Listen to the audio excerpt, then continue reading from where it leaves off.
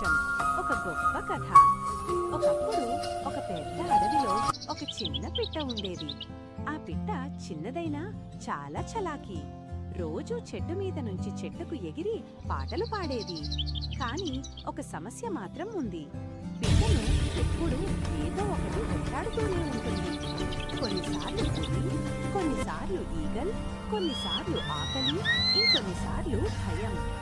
ప్రతిరోజు కొత్త కష్టం, ప్రతిరోజు కొత్త భయం. పిట్ట అలసిపోయింది. ఒకరోజు